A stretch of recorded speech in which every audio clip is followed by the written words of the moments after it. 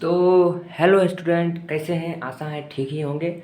और वादा के मुताबिक आज आपका फ्रैक्शन का सब्ट्रैक्ट भी आ चुका है। तो चलिए हम बताते हैं, आपको बनाते हैं। देखिए, अब आपका नज़र एक चीज़ पर ज़रूर पड़ गया होगा, अगर नहीं पड़ा है तो पढ़ा लीजिए। देखिए, ये जो इम्पोर्टेंट वाला चीज़ हमने लिखे हैं, ये बहुत इम्पोर्टेंट है। इम्पोर्टेंट नाम का है, बहुत इम्पोर्टेंट है। मोस्ट इम्पोर्टेंट थिंग या फॉर्मूला मान लीजिए, टू यूज और subtract any fraction of digit. देखिए, ये फ्रैक्शन में ही काम नहीं आएगा। आप जब भी कोई साधारण सा भी इक्वेशन सॉल्व करते हैं तब भी ये काम आएगा। तो इसे समझिए कि भगवान का दिया हुआ शस्त्र है जो आपको क्वेश्चन पर मारना है। ये गोली है और छर्रा आपका, गोली आपका क्या है? बुद्धि, जो आपने कॉन्सेप्ट सीखा। और छर्रा क्या है? गोली में, गोली के अंदर जो छर्रा रहता है, ये इम्पोर्टेंट थिंग। अगर आप गोली में छर्रा नहीं लगाएंगे तो गोली क्या चलेगा? नहीं। ठीक उसी प्रकार जब आप पूरा कॉन्सेप्ट सीख लेंगे और यही चार बात नहीं जानेंगे तो नहीं हो पाएगा। तो चलिए हम आपको जाना देते हैं। अगर नहीं जाने थे जान लीजिए, और अगर आपको पता है तब भी रिवाइज कर लीजिए। बहुत बढ़िया।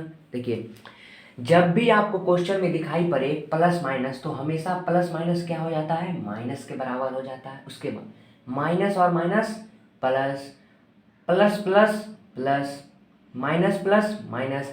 ये जो जितना भी चीज़ है ना, चार, इसको आप नोट कर लीजिए। अभी बहुत इंपॉर्टेंट है। आपको लग रहा होगा कि सर ऐसे ही बेवकूफ़ी वाला बात कर रहे हैं, लेकिन नहीं।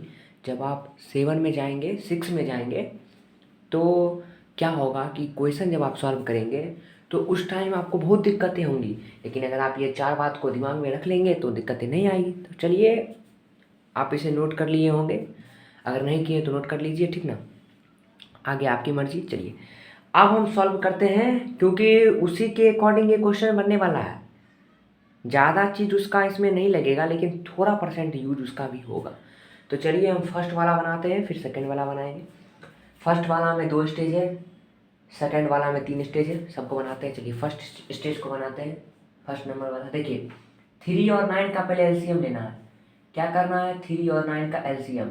हमने बताया था 3 और 9 किसका कॉमन है, मतलब किसका कॉमन फैक्टराइजेशन है? 3 का, क्योंकि 3 के टेबल में 3 आता है, 3 के टेबल में 9 भी आता है। तो देखिए, जब कोई भी दो संख्या किसी के पहाड़ा में आता हो और उसका एलसीएम निकालना है, तो देखिएगा कि किसके पहाड़ा में आता है? 3 के पहाड़ा में आता है, ठीक। अब देखिए कि ऊपर वाला दो संख्या में बड़ा कौन सा है? 9 बड़ा है। तो 9 क्या हो जाएगा? इसका एलसीएम हो जाएगा। तो यहाँ देखिए, यहाँ 9 लिख लीजिए। आप देखिए, 3 के पारा में 9 कितना बार में? 3 बार में। उस 3 को 1 से मल्टीप्लाई कर दीजिए, क्या हो जाता है? 3 हो जाता है। माइनस है, माइनस का साइन लगा दीजिए। उसके बाद देखिए, 9 के पारा में 9 कितना बार? एक बार। उस एक को क्या कीजिए? 5 से मल्टीप्लाई कर दीजिए, कितना होता है? 5 हो जाता है। अब देखिए यहाँ पर क्या हो जाता है, बहुत बच्चे डाउट में पड़ जाते हैं कि सर जी आप हमको ये बताइए सर कि छोटा से बड़ा कैसे घटेगा? छोटा से बड़ा कैसे घटेगा? तो इस पर हम कहना चाहेंगे आप सभी से कि बताइए, जब आपके पास सामर्थ्य योग्य रुपया नहीं रहता है तो आप क्या करते हैं? बगल वाले से या रिश्तेदार से कर्जा मांगते हैं। तो इससे भी कर्जा लीजिए ना। कर्जा का मतलब मैथ में होता है माइनस का साइन लगाना, माइनस का सिंबल लगाना, ठीक ना? तब समझ जाएगा कि लोग भी समझ जाएगा और आप भी समझ जाएंगे कि वो कर्जा रुपया हमने लिया है किसी से, ठीक। तो देखिए, क्या हम 3 को 5 से घटा सकते हैं? नहीं घटा सकते, कोई दिक्कत नहीं है।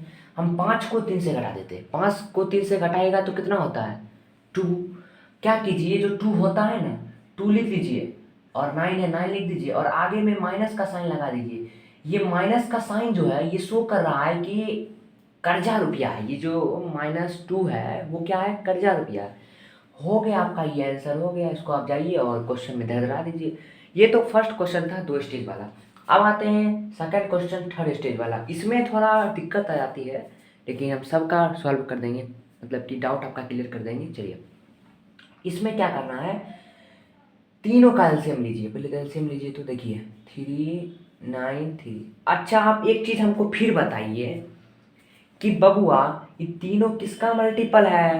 तो आप बोलेंगे 3 का सर जी। अच्छा, 3 का मल्टीपल है तो देखिए ये तीनों संख्या में, ऐसे तो दो संख्या का चेक करना है, लेकिन आप इसका मतलब चेक भी कीजिएगा तो वही आंसर आएगा जो भी हम बताएंगे। देखिए, 3 का टेबल में आता है ये तीनों, 3 का मल्टीपल है।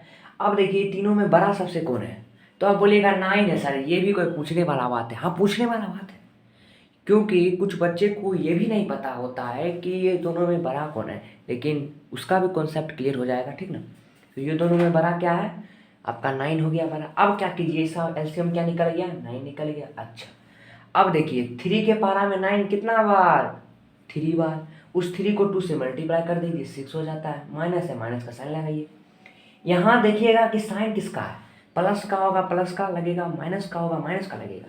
उसके बाद देखिए 9 को 9 के पारा में कितना बार में आता है, 9 के पारा में कितना बार में आता है, अरे भैया एक बार में आता है। उस एक को 4 से मल्टीप्लाई कर दीजिए ना, कितना होता है, 4 होता है, ठीक है। माइनस है, माइनस का साइन लगाइए। 3 के पारा में 9 कितना बार में, अभी तो बताइए सर 3 होता है, ठीक है, 3 बार में आता है। उस 3 को 5 से मल्टीप्लाई कर दीजिए, 15 हो जाता है। अब देखिए इतना बड़ा इक्वेशन बन गया। 6 में से 4 घटाना है, 4 में से 15 घटाना है, कैसे बनाना है सर जी बताइए ना। बताते हैं, सब्र रखिए। देखिए क्या कीजिए, ये प्लस है ना, इसको प्लस को प्लस ही रखिए इसे। अब देखिए ये माइनस है, ये माइनस है, पहले माइनस माइनस को जोड़िए। अगर प्लस वाला रहता ये तो अभी मतलब जोड़ देते, प्लस वाला को प्लस के साथ, माइनस वाला को माइनस के साथ। ये 4 अभी किस में है, माइनस में है, क्योंकि इसके आगे माइनस लगा हुआ, और ये 15 माइनस में। तो इसको जोड़िए, माइनस माइनस कितना होता है, अभी हमने बताया था, माइनस माइनस प्लस हो जाता है। तो क्या करना है, माइनस माइनस प्लस होता है, तो 15 और 4 19 हो जाता है। लेकिन क्या करना है, माइनस का साइन ही लगेगा, क्योंकि ये दोनों संख्या में देखिए कि कौन साइन वाला संख्या बड़ा है, माइनस वाला बड़ा है, तो -19 हो जाएगा, ठीक। नीचे में 9 है, 9 लिख दीजिए। उसके बाद देखिए 6 में से 19 घटेगा, नहीं घटेगा। लेकिन क्या गलती है सर जी, 19 में से 6 घटा देते हैं, हाँ घटा दीजिए, कितना होता है 19 में से जब आप 6 घटाइएगा तो आपका आ जाएगा 13। लेकिन साइन किसका लगाना है, माइनस का, क्यों, क्योंकि कर्जा लिए हैं, कर्जा लिए हैं। और कर्जा का सिंबल क्या होता है, कर्जा का साइन क्या होता है, माइनस होता है, और यही आपका क्या हो जाता है, आंसर हो जाता है, ठीक ना। तो अभी आप ये सोच रहे होंगे, हम बताते हैं आप क्या सोच रहे होंगे, कि आपने फर्स्ट में बोला था इसका बहुत काम आएगा। देखिए ये जो है ना इम्पोर्टेंट थिंग, इसका काम कल आएगा। अब आप पूछिएगा कल क्यों आएगा सर, तो सुनिए। देखिए कल इसलिए आएगा क्योंकि कल हमने क्या बताया था, प्लस वाला फ्रैक्शन बताया था। आज मैंने क्या बताया, माइनस वाला फ्रैक्शन का बताया।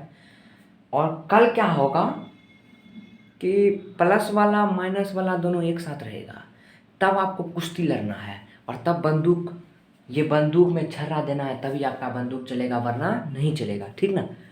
तो आज के लिए हम इतना ही रखना चाहेंगे, मिलते हैं अगले वीडियो में। तब तक के लिए खुश रहिए। जय हिंद, जय भारत।